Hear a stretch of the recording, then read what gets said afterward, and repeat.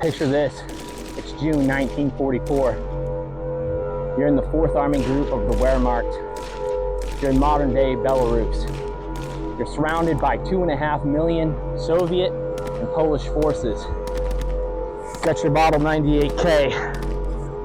Exotic tanker chocolate.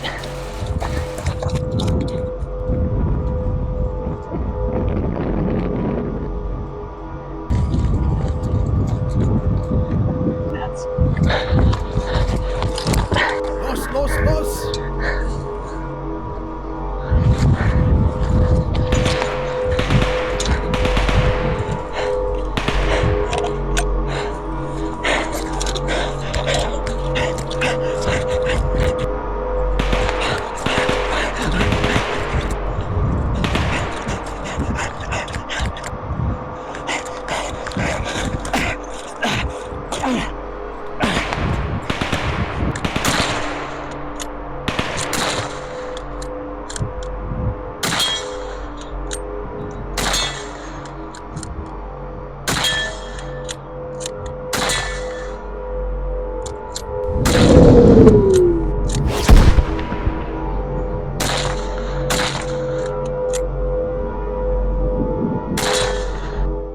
Karabiner Model 98K was adopted by the Wehrmacht in 1935, and there was about 14 million of them produced between 1935 and 1945.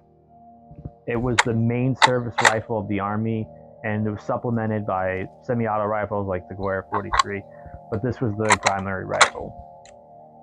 Post-war, Norway and Belgium adopted the rifle as their main service rifle. And then the rifles that the Russians captured during the war started getting handed out to various communist guerrilla groups and popping up in conflicts across the world. Some of the rifles were even rechambered to 7.62x51 NATO and started popping up in the hands of the Israelis in the 60s and 70s.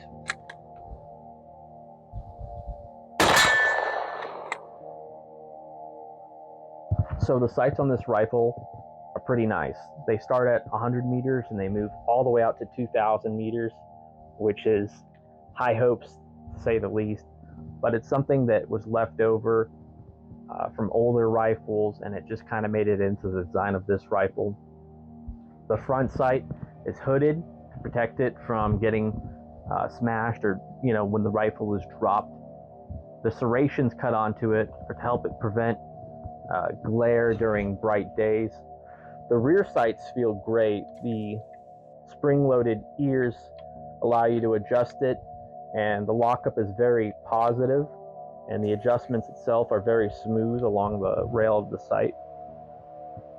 There's various places on the receiver, the barrel, some of these bands where the serial number is printed and stamped into the receiver. There's the original German Iron Eagle cut into the receiver. Here on the top we see BYF44, which is the indication of the specific place where this rifle was manufactured. I'm not going to try to pronounce it and butcher it myself. And then here on the side of the receiver we also see that it says Model 98. So you've got the actual model number of this rifle.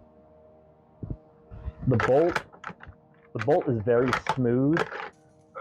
Mauser actions are also very strong and reliable, and it was copied by bolt action rifles to this day. This action is still being replicated in other platforms. The bolt also has last round hold open, which is an interesting feature, especially for a rifle produced back in '44. Upon firing the last round and ejecting it, the internal magazine pushes up and prevents the bolt from going forward, so you know you're out of rounds and you cannot close the bolt on an empty chamber without depressing the magazine like I just did. The safety here, I know we went over that outside. Alright, so our loading procedure with a stripper clip is we're going to insert it here into this channel. We're going to grab our round, we're going to push it down in, right? And then you could either just slam the bolt home, or you could just take out your clip and put it in your pocket. I'm going to do that because I like these. All right, so bolt forward, takes the round in, right? Now this is on fire. If we put up into the top position, we're on safe. And if we push it all the way out to the right, we're on a bolt lock. So now we can't even open the bolt and we're still unsafe. Bolt's locked, can't come up. This is just regular safety. What's nice about this is it also protrudes in front of your rifle, so you remember your gun's unsafe, right? Just pop it out of the way when you're ready to fire. It's just that simple.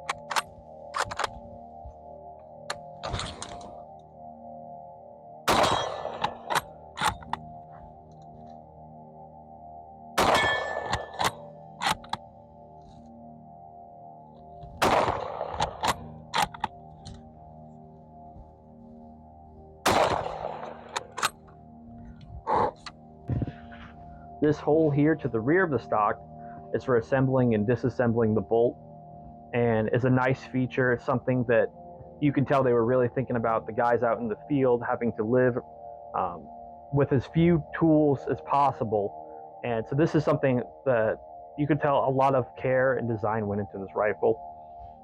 This hole here is where a sling would have been mounted. A lot of these slings have just decayed over time due to them being made out of leather. So a rifle like this, to me, is a great way to experience history. You don't just have to take this home and hang it on the wall and never shoot it. You can take it out with your friends, take it to the range, you get to enjoy it. You could use it as a deer rifle. And to me, that amplifies the experience even more than just having a piece of history you get to look at and hold, right? So I would say that if you're interested in picking one of these up, don't be so worried about, getting something that's all parts matching, or something that maybe they've refinished the stock on, or somebody's gone through with white paint and marked all the letters so it's a little bit easier to read.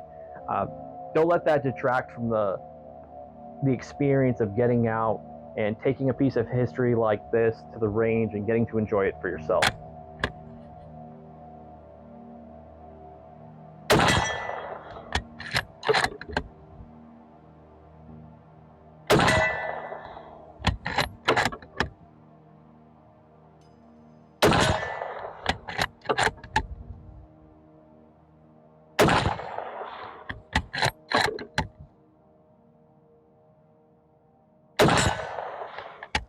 If content like this is something you like, where we get out and take a historic rifle and have some fun with it, be sure to let me know in the comment section below. Like this video and subscribe to the channel, because we're definitely going to have more of this in the future. In the meantime, I hope all of you guys had fun watching this video. Make sure you get out to the range and train and stay in shape. I'll see you in the next one.